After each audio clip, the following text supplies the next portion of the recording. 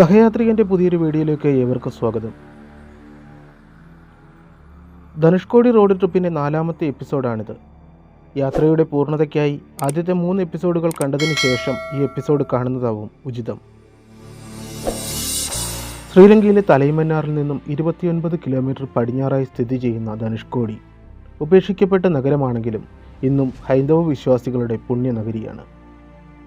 രാമേശ്വരത്തെ രാമസ്പർശമേറ്റ വിവിധ പുണ്യസ്ഥലങ്ങളോടൊപ്പം ഇടം പിടിച്ച ഒരു തീർത്ഥാടന കേന്ദ്രം.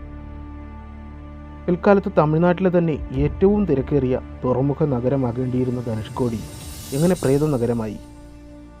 ആ ഒരു അന്വേഷണമാണ് ഇന്നത്തെ എപ്പിസോഡിൽ. ശരിക്കും ഇതുതന്നെയാണോ പ്രേത നഗരിയെന്ന് ആർക്കും സംശയമുണ്ടാകും വിധം വിശാലമാണിവിടം.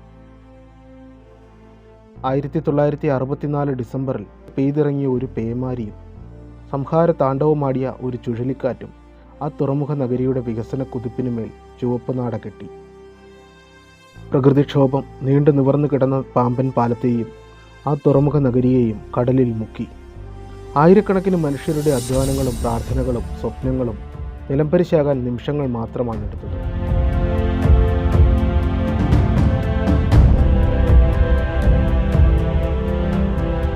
കേട്ടറിവുകളും നാട്ടറിവുകളും ചരിത്രവും എല്ലാം സാക്ഷ്യപ്പെടുത്തുന്നത് അരനൂറ്റാണ്ടിന് മുൻപ് അതൊരു തിരക്കുള്ള തുറമുഖ പട്ടണമായിരുന്നു.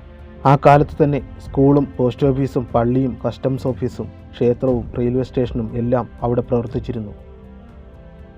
പലതിൻ്റെയും അവശിഷ്ടങ്ങൾ കടലിൻ്റെ ഉപ്പുകാറ്റേറ്റ് അനാഥമായി നിലകൊള്ളുന്നു. അക്കൂട്ടത്തിൽ എനിക്ക് ഏറ്റവും ഹൃദയസ്പർശിയായി തോന്നിയത് പവിഴപ്പുറ്റുകളും പാറക്കല്ലുകളും കൊണ്ട് നിർമ്മിച്ച് പൊളിഞ്ഞു തകർന്നു കിടക്കുന്ന വിശുദ്ധ അന്തോണീസിൻ്റെ ദേവാലയമാണ്. ഉപ്പുകാറ്റേറ്റ് ദ്രവിച്ചു തുടങ്ങിയ പള്ളിയുടെ ഒരു വശം പൂർണ്ണമായും തകർന്നു കഴിഞ്ഞു.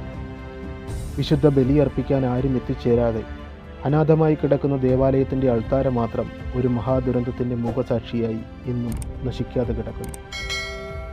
തമിഴ്നാടിൻ്റെ കിഴക്കൻ തീരത്ത് തെക്കോട്ട് മാറി മാന്നാർ ഉൾക്കടലിലേക്ക് നീണ്ടുകിടക്കുന്ന രാമേശ്വരം ദ്വീപിൻ്റെ തെക്കേ അറ്റമാണിത്. ഒരു പഴയ തുറമുഖ പട്ടണമായിരുന്നു മുൻകാലത്ത് ധനുഷ്കോടി.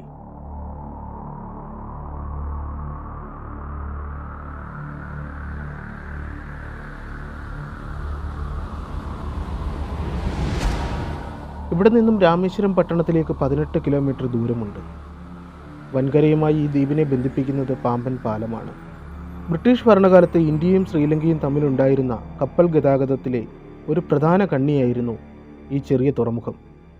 1964 ചുഴലിക്കാറ്റിൽ പാമ്പനെയും ധനുഷ്കോടിയെയും ബന്ധിപ്പിച്ചിരുന്ന മീറ്റർ ഗേജ് പാത തകർക്കപ്പെടുന്നതുവരെ ചെന്നൈ എഗ്മോർ മുതൽ ധനുഷ്കോടി വരെയുള്ള ട്രെയിനും അതിനനുബന്ധമായി ശ്രീലങ്കയിലേക്കുണ്ടായിരുന്ന ബോട്ട് മെയിൽ എക്സ്പ്രസ് സർവീസും നിലനിന്നിരുന്നു. രാമേശ്വരത്തിന് ചുറ്റുമുള്ള തീരപ്രദേശം അത്യന്തം അപകട സാധ്യതയുള്ളതാണ്. 1964 ഡിസംബർ 17 തെക്കൻ ആൻഡമാൻ കടലിൽ ഒരു ന്യൂനമർദ്ദം രൂപം കൊള്ളുകയും ഡിസംബർ 19 അതൊരു ഉഗ്രപ്രതാപിയായ ചുഴലിക്കൊടുങ്കാറ്റായി മാറുകയും ചെയ്തു. ഡിസംബർ 22 അത് ശ്രീലങ്കയിലെ വാവുനിയ കടക്കുകയും ഡിസംബർ 22 അർദ്ധരാത്രിയിൽ ധനുഷ്കോടിയിൽ ആഞ്ഞടിക്കുകയും ചെയ്തു. ആ ദിവസത്തെ കാറ്റിൻ്റെ വേഗത മണിക്കൂറിൽ 280 കിലോമീറ്ററും തിരമാലകൾ 23 അടി വരെ ഉയരത്തിലുമായിരുന്നു.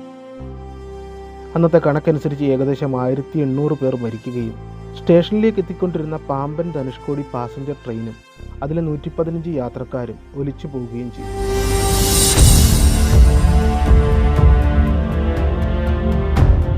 ശ്രീരാമൻ സീതയെ വീണ്ടെടുക്കാനായി വാനര സൈന്യത്തിൻ്റെ സഹായത്തോടെ ചിറകെട്ടി ശ്രീലങ്കയിലേക്ക് പോയത് ഇവിടെ നിന്നാണെന്നാണ് ഐതിഹ്യം. രാമസേതു നിർമ്മാണത്തിനായി ഉപയോഗിച്ച പാറക്കെട്ടുകൾ വെള്ളത്തിൽ പൊങ്ങിക്കിടക്കുമെന്നും അതിനുപയോഗിച്ചത് എന്ന് കരുതുന്ന ഒരു പാറക്കെട്ട് സമീപത്തെ ഒരു ക്ഷേത്രത്തിൽ സൂക്ഷിച്ചിട്ടുണ്ട്.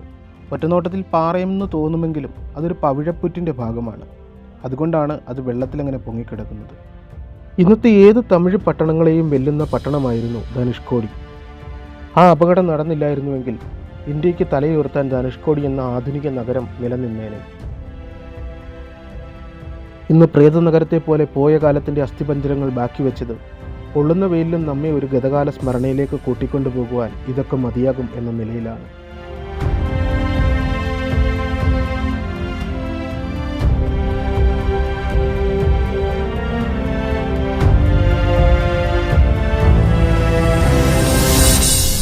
പഴയ റെയിൽവേ പാളത്തിൻ്റെ ഭാഗങ്ങൾ ഇന്നും അവിടെ ഒരു ദുരന്ത സ്മരണയായി മണൽ മൂടി കിടക്കുന്നുണ്ട്.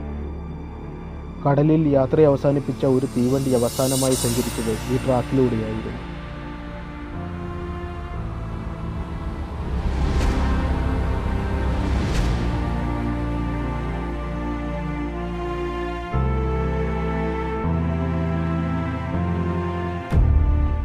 ദുരന്തത്തിന് ശേഷം സർക്കാർ ധനുഷ്കോടിയെ പ്രേതനഗരമായി പ്രഖ്യാപിക്കുകയും ആ പ്രദേശം മനുഷ്യവാസയോഗ്യമല്ല എന്ന് തീരുമാനിക്കുകയും ചെയ്തു. വൈകുന്നേരം 6 മണിയായാൽ ടൂറിസ്റ്റുകളായി എത്തിയവരെയെല്ലാം പോലീസുകാർ തിരിച്ചയക്കും. രാത്രി അവിടെ തങ്ങാൻ ആർക്കും അനുവാദമില്ല.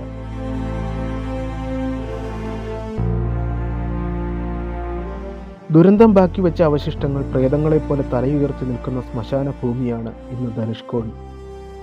പാതിര കൊടുങ്കാറ്റിൽ മാഞ്ഞുപോയ ധനുഷ്കോടിയെപ്പറ്റി ധാരാളം കെട്ടുകഥകളും അന്ധവിശ്വാസങ്ങളും നിലനിൽക്കുന്നു. ഇവിടം ഒരുപാട് ദുരൂഹതകൾ നിറഞ്ഞതാണ്. രാത്രിയായാൽ കടലിൻ്റെ ആഴങ്ങളിലേക്ക് ആണ്ടുപോയ നിസ്സഹായരായ മനുഷ്യരുടെ ആത്മാക്കൾ മോക്ഷം കിട്ടാതെ അലഞ്ഞു തിരിയുന്ന സ്ഥലമാണ്.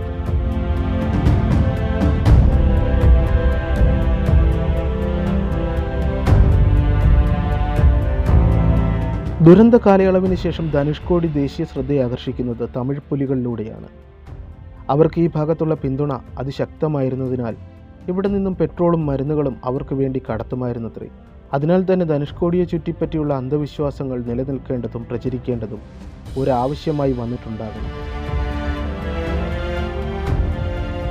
കാര്യമെന്തൊക്കെയാണെങ്കിലും പ്രേതനഗരത്തിൻ്റെ ശേഷിപ്പുകൾ ഇനി എത്ര നാൾ എന്ന ചോദ്യം ബാക്കിയാവുകയാണ്.